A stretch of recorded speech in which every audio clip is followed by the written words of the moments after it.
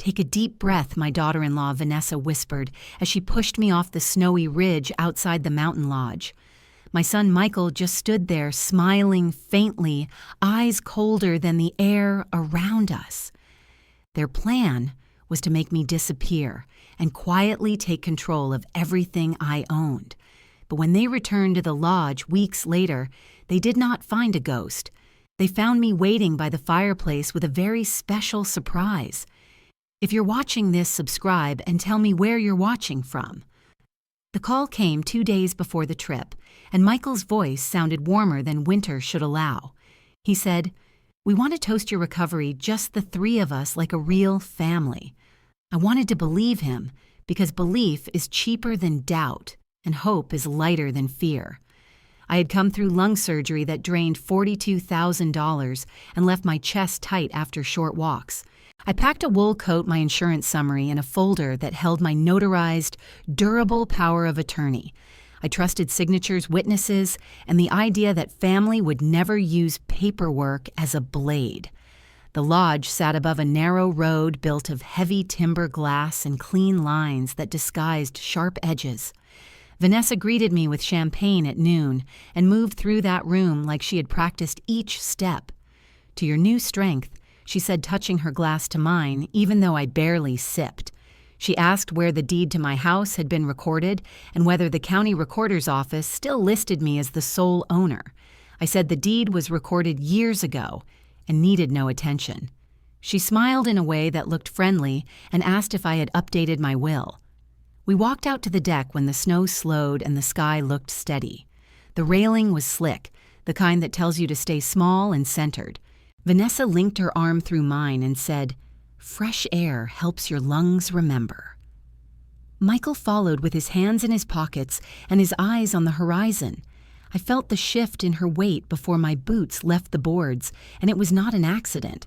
The ridge fell away, my body rolled, and ice burned my throat like a swallowed spark. A man with a rescue pack reached me before the shivering took my words away.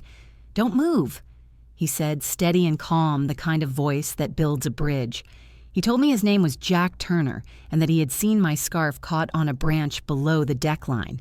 I tried to speak and felt the rasp of air where stitches had once held. I managed. They pushed me and watched his eyes for disbelief. He said, "We will warm you first, then you can tell me the rest." He lifted me with care and carried me toward the ranger cabin. Inside the cabin, a propane heater hummed, and the metal warmed my palms through the blanket. Jack checked my pulse and wrote the time in a small logbook as if time alone could hold me in place. He asked if I wanted him to call my family, and I said not yet.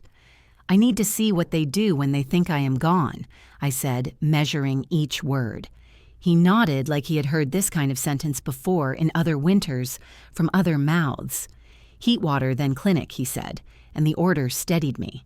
At the clinic in town, a nurse named Carla fitted an oxygen mask and told me to rest. "Your lungs need quiet," she said, adjusting the strap until the seal felt true. I nodded and watched the clock without calling the hour by its numbers. When the room settled, I reached for my phone and read a headline that used my name in the past tense. "Local widow presumed dead after mountain fall tonight." The article said a family spokesperson asked for privacy and that recovery was unlikely in severe conditions. Carla saw the screen and lowered her voice until the words sounded padded. "Is that you?" she asked, and I closed my eyes before I answered. "Yes," I said. "They are already setting the stage." She offered to list me under my middle name for privacy, and I said yes. She wrote Margaret Ann on a chart and clipped it with a practiced motion. The name felt like a key I could keep in my pocket until I needed the door again. Jack brought coffee that tasted like metal in winter, and he studied my face as I drank. "If they went public this fast, there will be filings," he said, keeping his tone even. "Reports need paper, and paper leaves footprints." I told him about the durable power of attorney. I signed in the hospital 6 months earlier when the surgeon asked for consent, and I was too tired to argue. The notary watched my hand shake while Michael stood near the foot of the bed. Only for medical decisions and bills, the notary had promised. I believed those limits mattered to people who love you. Before noon, I called the county clerk from a corner desk with a landline that clicked like an old metronome. I asked about the deed on my house in Willow Creek and waited through the sound of typing. The clerk returned and said there was a transfer recorded this afternoon. I felt my ribs tighten under the band of the oxygen strap. To whom I asked, keeping my voice level. She said, to a joint tenancy under Vanessa Carter Hayes and Michael Hayes, recorded by attorney Logan Smith. Jack drove me to the public library where the computers were slow and honest. We pulled the index record, wrote down the document number, and printed the summary page. The paper listed the parcel number, the names, and a note that the previous owner was presumed deceased. I stared at the word until it dulled. "Do you want to call the sheriff?" Jack asked, standing close enough to anchor me. "Not yet," I said. "If I make noise with no order, they will call me confused and fragile." For 3 days, I stayed under Carla's care, breathing through the mask and measuring strength by steps to the window.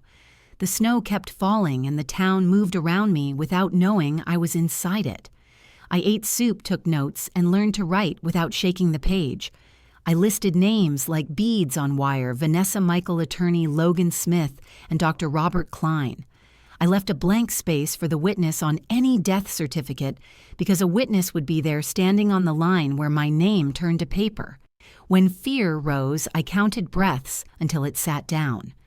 On the 4th day, Carla released me with a small oxygen tank and a typed note confirming treatment under my middle name.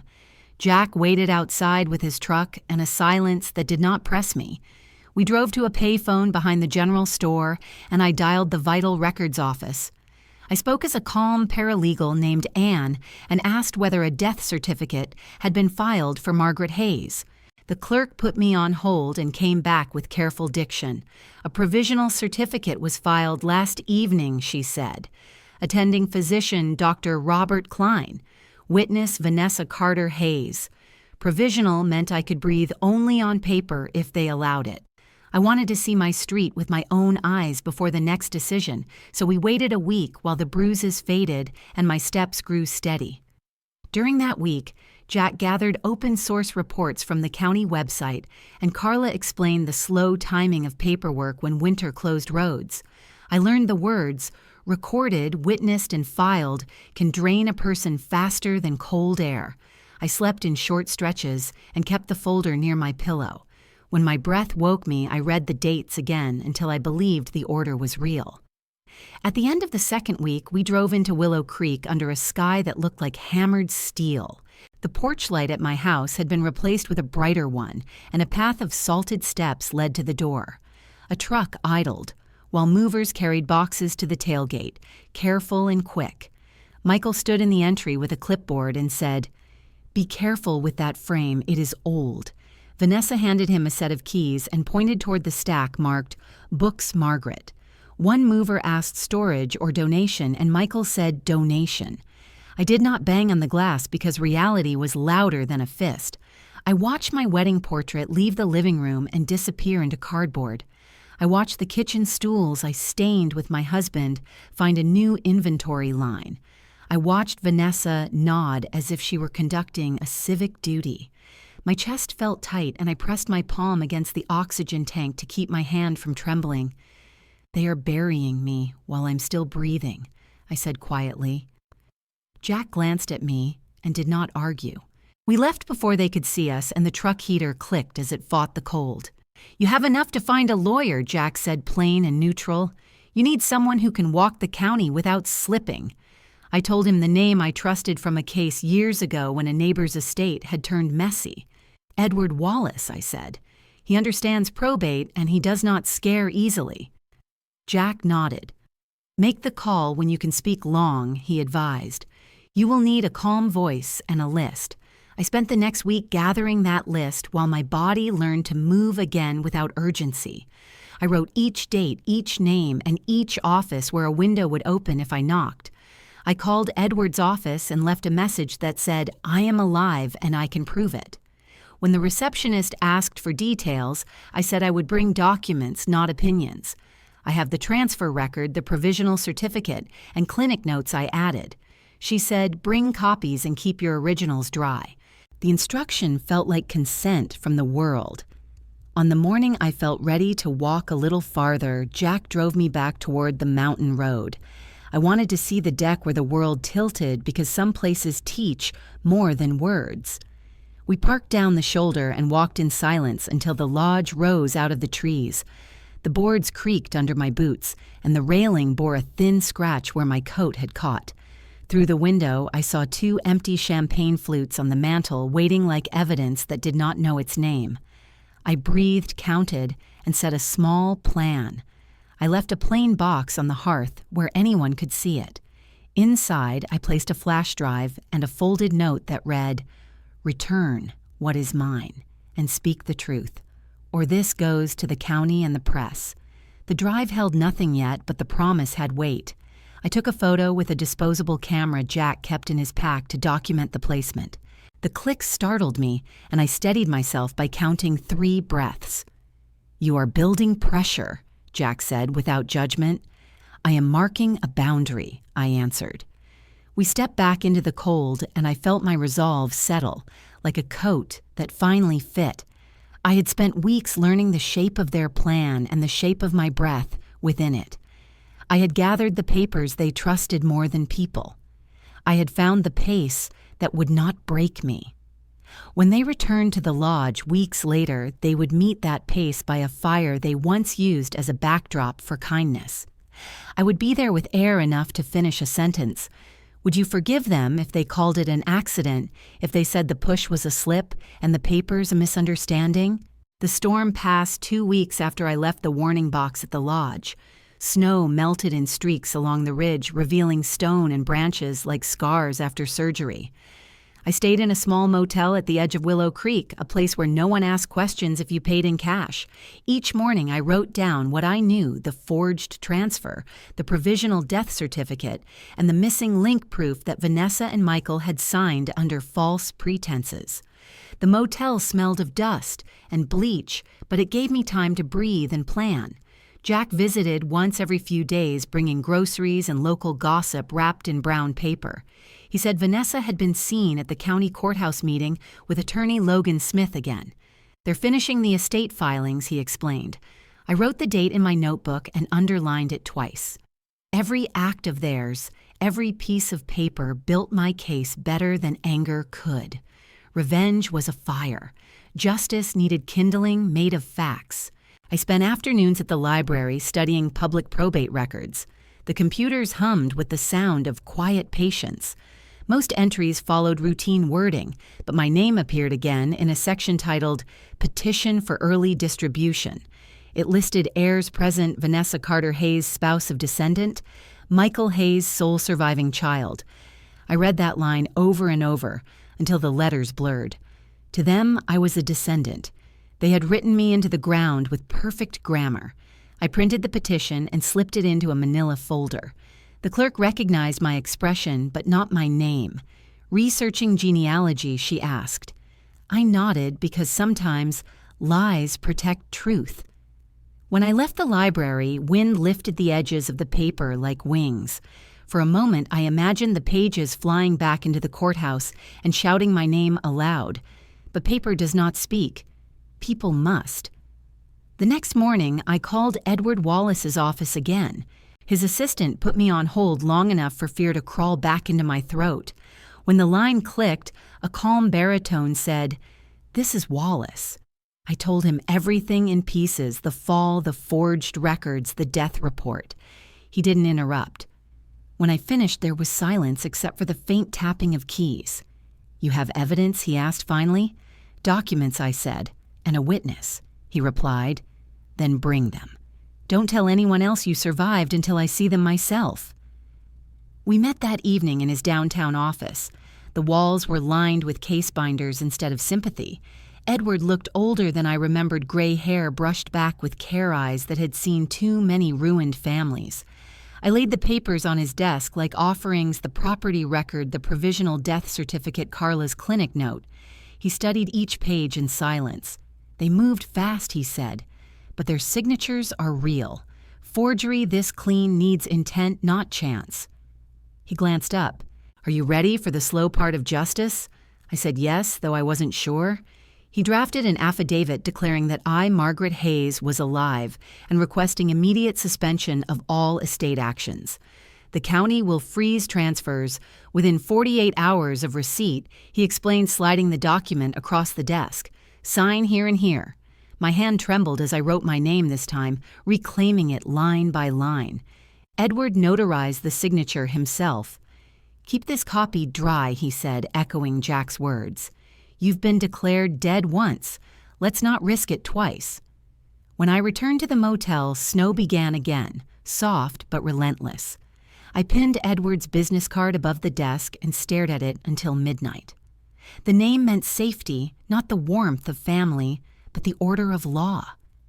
I thought of Michael's small, uncertain smile as a boy and wondered when fear had become easier than love. I left the light on because darkness had already taken enough. 2 days later, Edward called. The clerk acknowledged the affidavit, he said. But Logan Smith filed a counterclaim this morning. They're arguing you were mentally unfit weeks before the fall. My throat tightened. How can I be unfit if I sign the same papers they used? He sighed. That's their game. Power of attorney gives them leverage, but not truth. We'll need a medical statement from the clinic proving you were competent. Carla's note would now carry more weight than any doctor's apology. I took the earliest bus to the clinic. The driver didn't recognize me beneath the hat and scarf. Carla was working the afternoon shift and froze when she saw me. I read the news again, she whispered. They said your remains were missing. I told her I needed proof of life more than pity.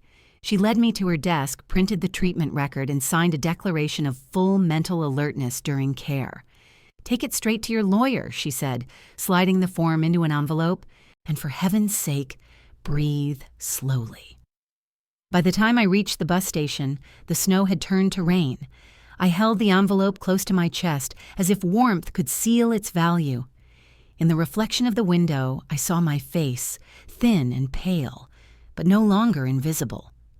Rainwater streaked the glass, cutting through the outline of my reflection like new handwriting. I was writing myself back into existence, one document at a time. That night, Edward scanned the clinic note into the case file. This will hold the freeze, he said over the phone. They can't claim incompetence with this on record, but Vanessa won't stop here. Expect her to use the same strategy, sympathy, and speed. I thanked him, though the word felt too small. Later, alone in the motel, I read the county docket online. A hearing date had already been posted. Preliminary review of estate assets, March 10th, 9 in the morning. It was less than a week away. My name was still listed under deceased, but the clerk had added a note in bracket status pending verification. That phrase, small and bureaucratic, became my heartbeat. Pending verification meant I was not gone, only waiting to be recognized. Outside, wind rattled the motel door, but the sound no longer frightened me. I folded the affidavit, the clinic letter, and the property record into one envelope labeled Proof of Life. I placed it under the pillow and lay down beside it like a fragile companion. I whispered, they took my name, my house, and nearly my breath.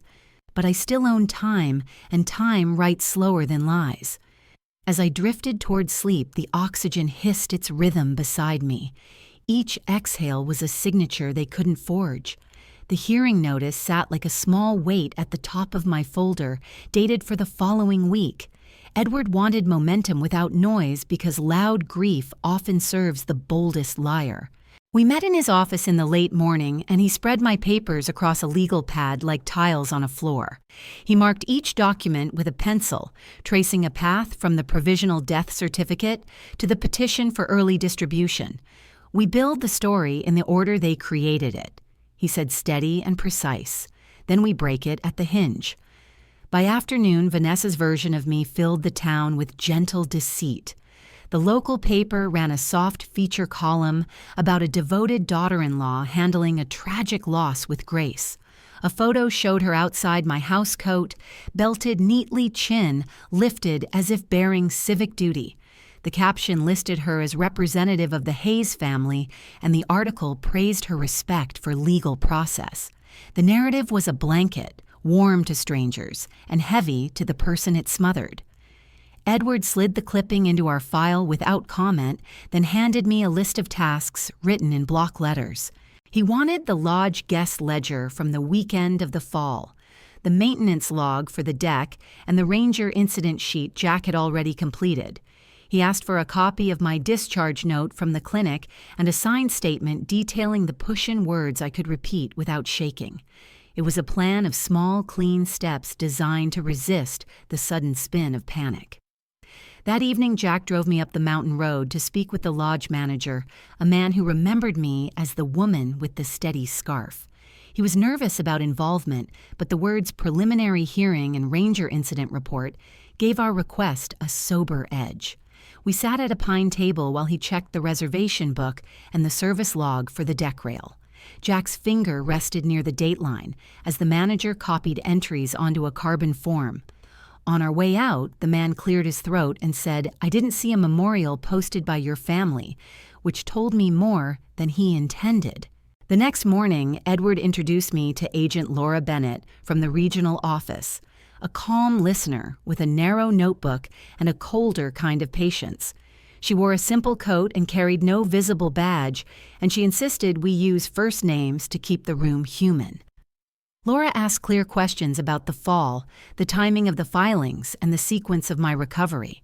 She never rushed the breath between answers, as if air itself were evidence. When I finished, she tapped her pen once and said, "This pattern matches elder financial exploitation through color of law filings." Laura explained the path she wanted to take, which moved like a measured line rather than a chase. She would interview the clerk who processed the deed, the notary who stamped the petition, and the physician who signed the death certificate. She would request the ranger log the clinic record and the lodge maintenance entries to establish a timeline of possibility. She wanted to analyze the signatures for consistency with earlier documents and compare Vanessa's statements to the public record. Fraud likes speed, she said, but timelines make it trip. Edward nodded, pleased to hear his method mirrored in a different uniform. We prepared declarations for Jack and Carla, short and factual nothing that could be painted as rehearsal. Jack wrote his rescue summary with the exact language he used in the ranger log, including the location marker and the time he carried me from the slope. Carla confirmed the hours I stayed under observation and that I answered questions with clarity. Edward kept each declaration in a protective sleeve, as if paper could bruise. I signed my own statement in small, plain sentences I could hold without apology. By midweek, a letter from attorney Logan Smith landed at Edward's office with the tone of a neighborly warning. He framed my survival as unverified rumor and my medical recovery as inconsistent with injuries alleged. The letter urged the court to proceed with early distribution to ensure the stability of the estate. Edward read it twice and circled 3 phrases with his pencil. "They are hoping the court prefers tidy stories," he said, "so we will gift the court a cleaner one, yours." Laura scheduled an interview with Dr. Robert Klein at the hospital where he kept a small office. The doctor greeted us with clinical politeness and the posture of someone expecting reproach. Laura placed the provisional certificate on the table and asked him to walk through the signing sequence. He said he had relied on information provided by the family and weather reports indicating non-survivability. Laura's face did not change. She asked who identified the patient, and he said he had not seen a body. "Then you certified a death you could not confirm," she said, steady as a metronome. He stared at the paper and did not answer. When we left the hospital, Laura's boots tapped out a tempo I found oddly comforting. She turned to me near the door and offered a single line of reassurance. "Your breath is the best rebuttal," she said. Her certainty was not warm. It was structural, like a beam that would hold even under snow. That kind of belief felt truer than comfort, and I folded it into my ribs.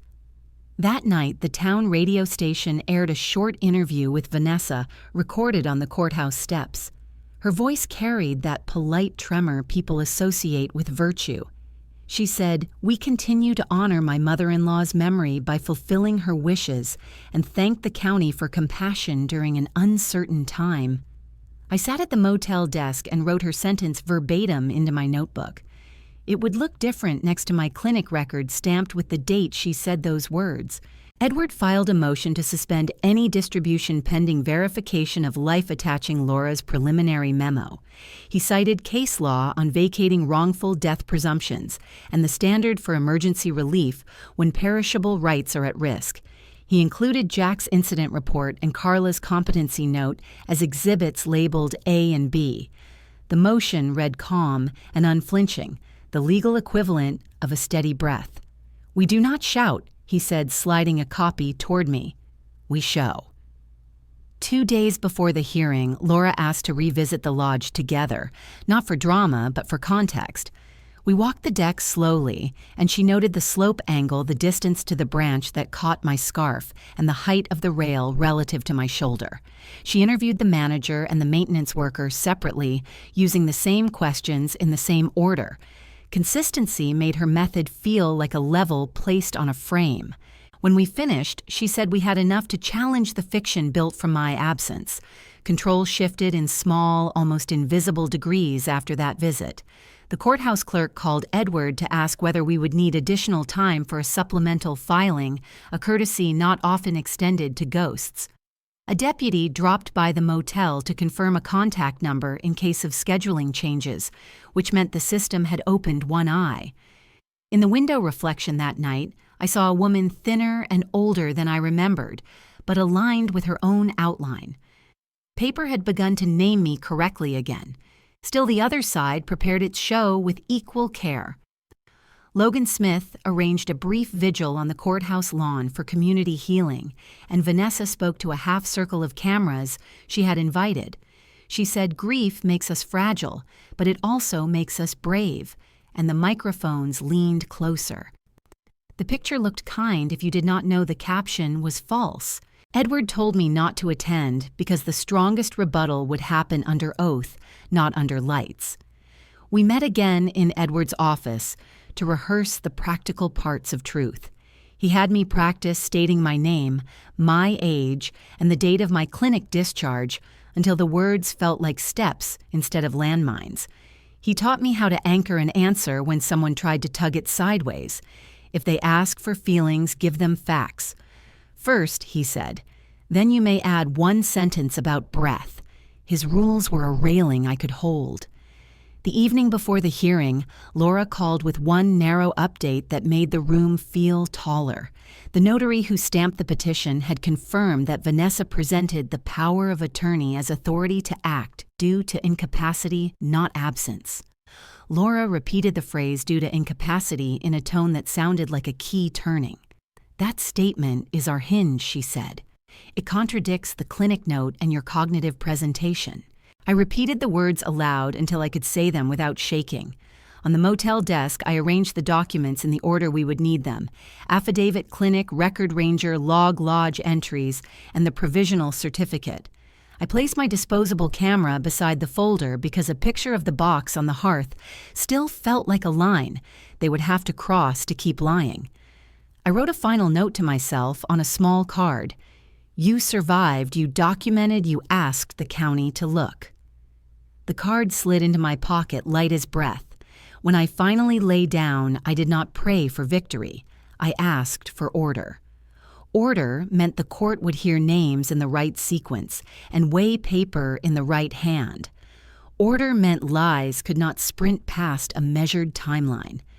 In the quiet, the oxygen hissed, like a metered phrase I had learned to recite. Laura's voice returned to me as I drifted fraud-like speed, but timelines make it trip. Midpoint check-in. If you were in my place tonight, would you trust the law to catch the truth or wait for family to change? The courthouse smelled of wet coats and copy toner when I arrived for the preliminary hearing.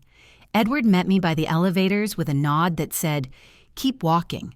Laura followed carrying a narrow binder with color-coded tabs, blue for filings, red for lies. The clerk checked my ID twice, her eyes flicking from the photo to my face as if matching ghosts. My heart steadied at the small sound of her stamp hitting paper. Recognition has a weight all its own. Inside the courtroom, Vanessa sat beside Logan Smith, her posture composed for cameras that weren't supposed to film. Michael sat one chair behind her head, bent fingers gripping a phone he wasn't supposed to use. I watched him once just long enough for memory to stir his 8th grade science fair, his nervous smile when his project failed. Then I turned toward the judge's bench. Family belongs in the past tense until it earns the present again. Edward presented our motion, first laying out the affidavit, clinic record, and ranger report.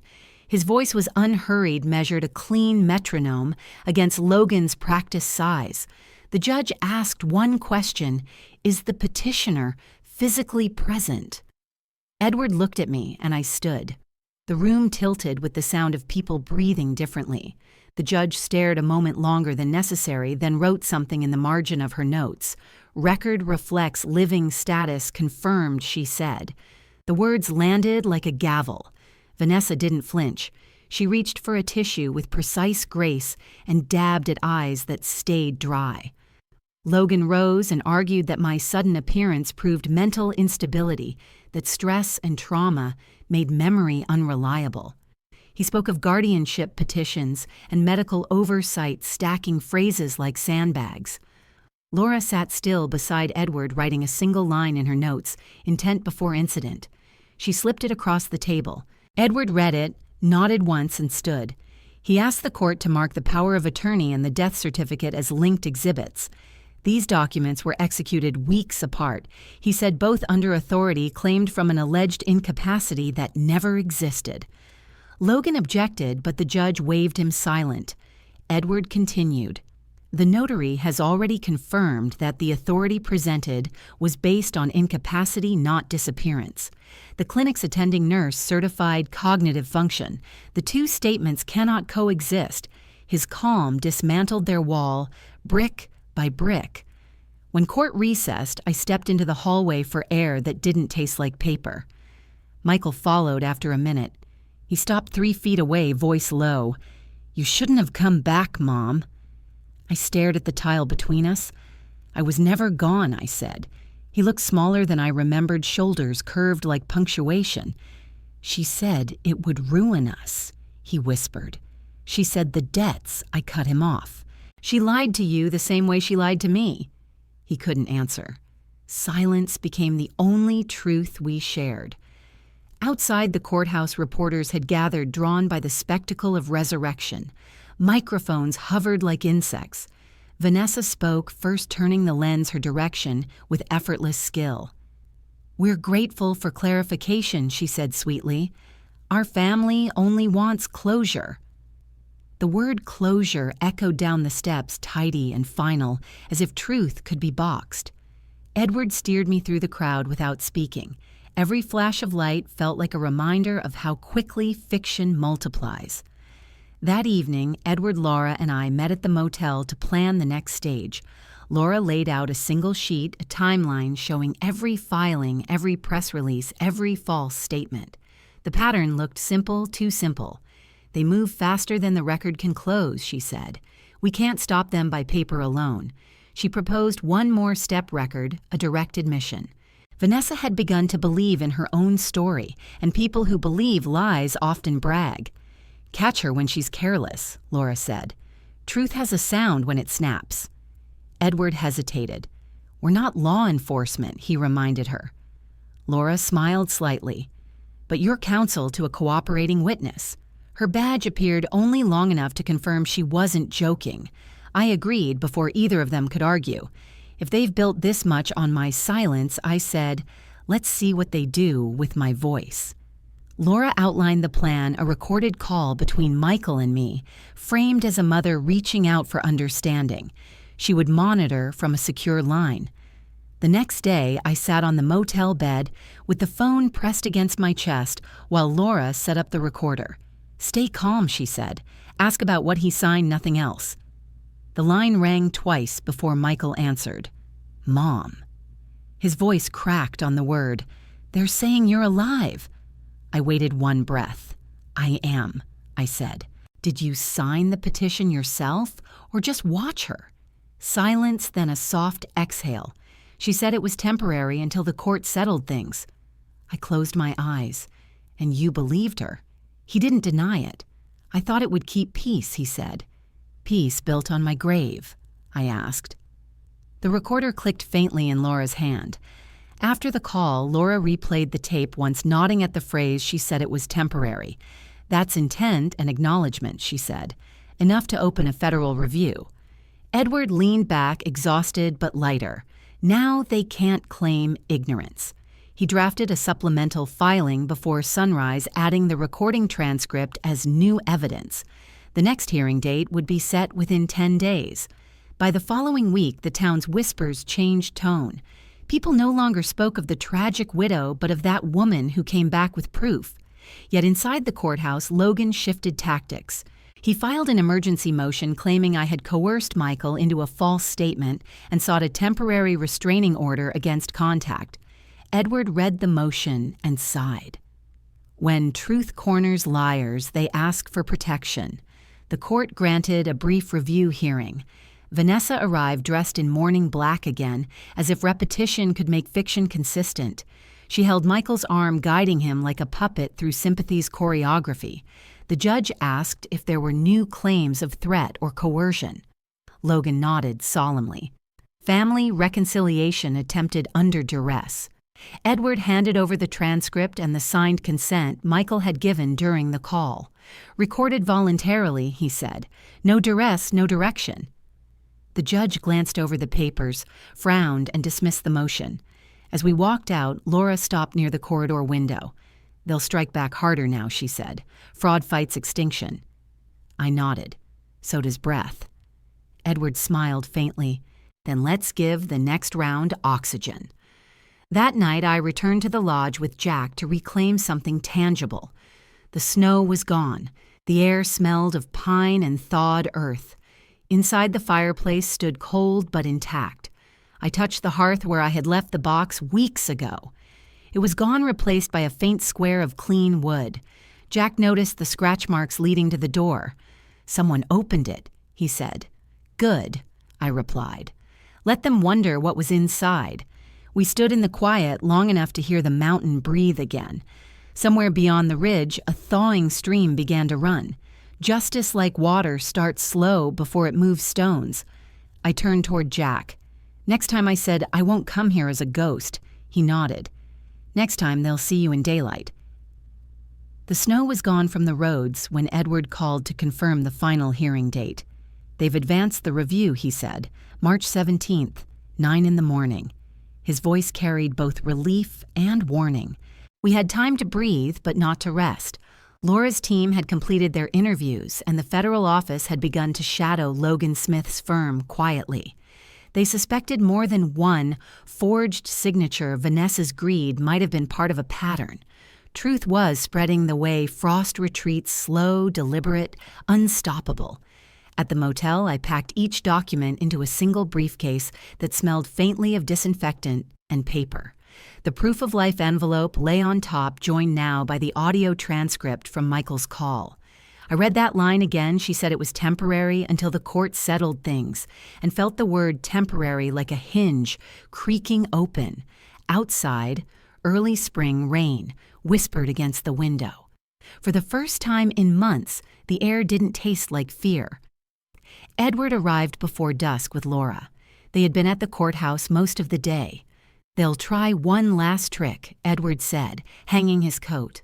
Logan requested an unscheduled family mediation. "He says Michael wants to meet privately before the hearing." He paused. "Do you—" I didn't answer at once. The idea of facing my son again tightened the small muscles at the base of my throat. Laura spoke quietly. "It's a setup. But sometimes traps show you who still has a conscience." We agreed to meet in a neutral place, the small conference room at the courthouse annex. Laura would monitor from the adjacent hallway, recording everything through a digital relay. Edward would remain in the building, but out of sight, his presence declared only on paper. "If they provoke you, breathe before words," he reminded me.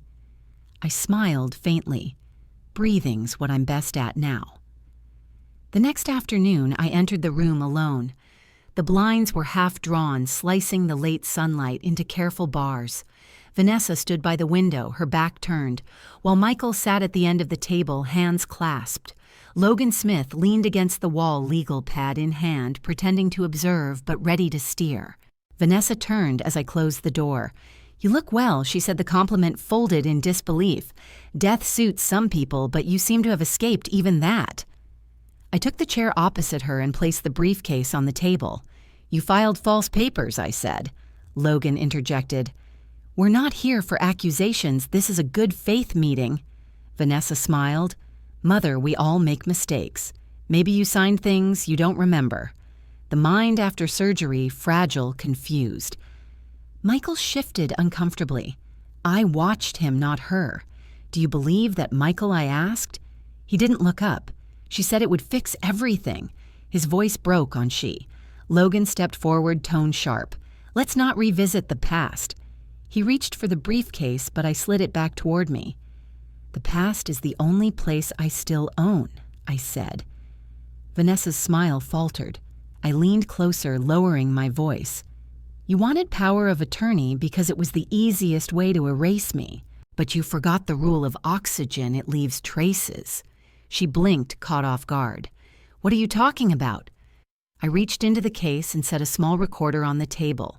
"About air, Vanessa? It carries sound." For a moment, no one moved. The quiet in that room felt dense, almost solid. Then Laura's voice crackled faintly through the device from the hallway. "This meeting is being documented," she said, calm and professional. Logan froze, understanding too late. Vanessa's hand clenched the edge of the table. "You can't," she began, but Laura's tone cut through the door. "Continue, Mrs. Hayes." I met Vanessa's eyes. "Tell me what you wanted when you pushed me." Michael's breath hitched. Vanessa opened her mouth, then closed it. "It was supposed to be simple," she said finally. "You were already sick. He couldn't pay the debts." I thought she stopped when she heard her own words. The recorder blinked red, steady and merciless. Logan whispered, "Stop talking." She stared at him, realization dawning too late. "You told me it would look like an accident," she snapped. Laura entered then, holding her badge. "It doesn't look like one now." She confiscated the recorder with gloved precision and read Vanessa her rights in a voice that made the air thin. Logan tried to interrupt, citing confidentiality, but Edward appeared at the doorway, calm as always. "You might want to wait outside, counselor," he said. "Your client's statements are now evidence." Vanessa's control dissolved in seconds. "You can't arrest me," she shouted. "I'm family." Laura met her fury with a quiet finality. Family stops where the law begins. Two uniformed deputies stepped in their movements, deliberate, procedural. Michael stood frozen, tears visible now that no one cared to hide them. When they led Vanessa out, she turned once toward me. "You'll regret this," she hissed. I didn't answer. Regret belonged to the living. After they were gone, Laura exhaled and turned off the recorder. "That's enough for federal charges," she said. "Attempted financial exploitation and conspiracy to defraud probate." Edward placed a steady hand on my shoulder. "It's over in substance, though not yet in form. The hearing tomorrow will be formal closure." I nodded, though part of me still waited for the mountain to breathe again. That night I sat by the motel window watching headlights pass like fleeting certainties. Michael called once. I let it ring 3 times before answering. "Mom," he said, voice cracked open. "I didn't know she would. I stopped him. You knew enough to stay silent." The pause that followed was longer than apology. "What happens now?" he asked finally. Now I said, "The truth does what breath always does. It fills the space left behind."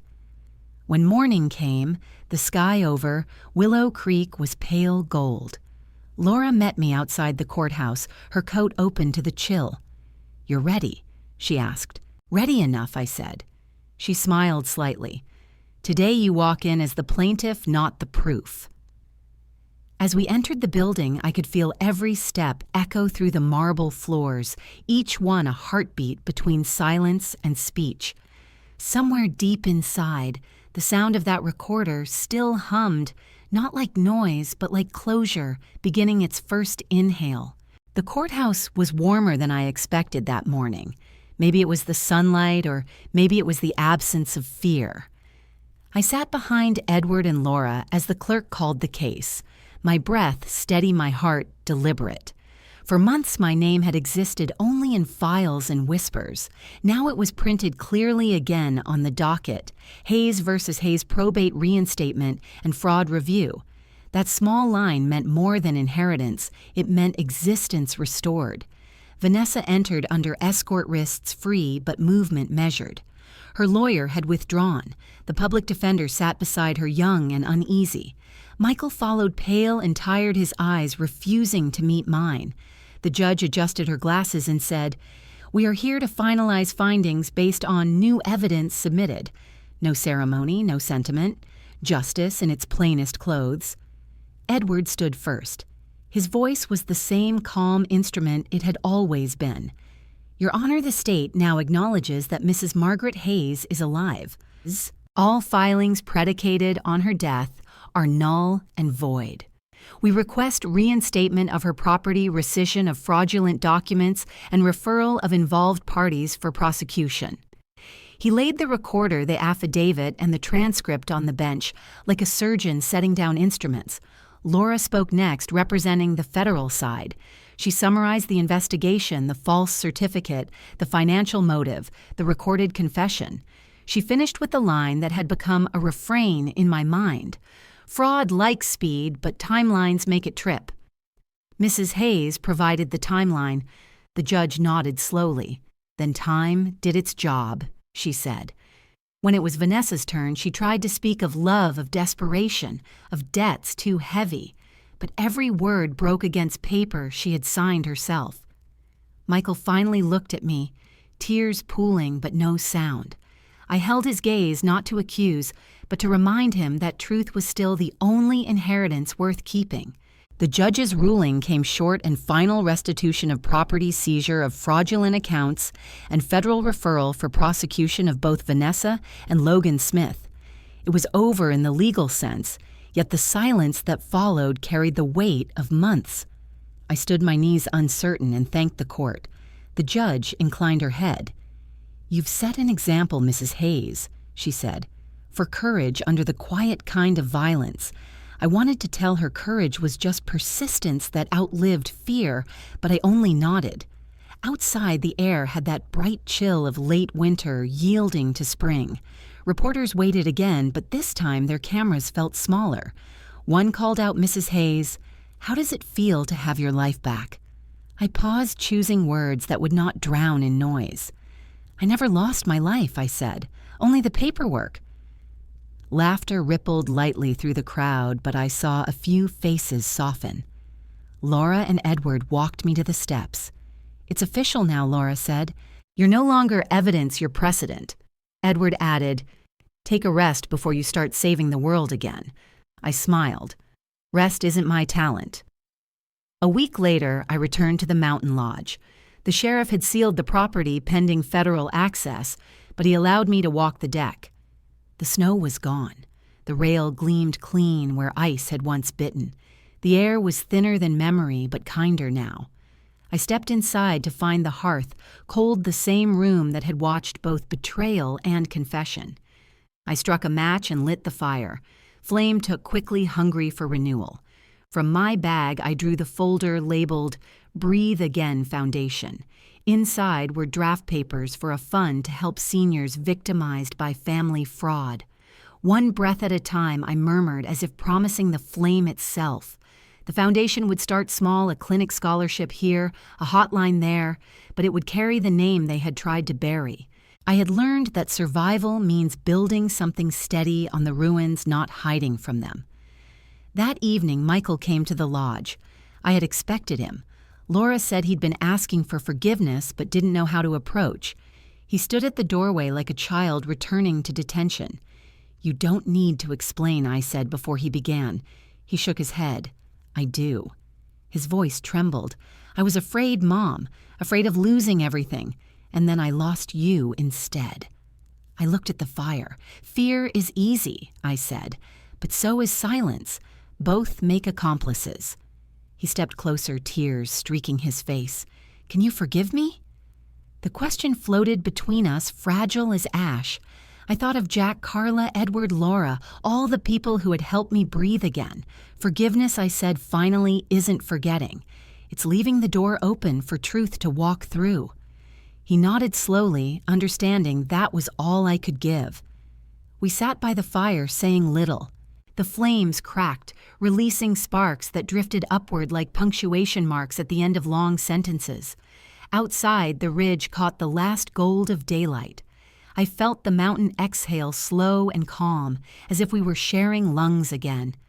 Later, when the stars appeared, I placed the signed foundation papers on the mantel beside my old photo, the one Vanessa had used in her memorial. I left it there, not as proof of pain, but as evidence of endurance. The picture showed a woman smiling modestly at the camera, unaware of the storm waiting ahead. I touched the frame lightly. "You made it," I whispered. Jack joined me near midnight with a thermos of coffee. He looked at the flames and said, "Firelight suits you better than snow." I smiled. Both taught me how to breathe differently. He nodded content with the answer. When he left, I stayed by the fire, watching it lower into a calm pulse of ember. The oxygen hissed softly in my portable tank, keeping time with the rhythm of the flames.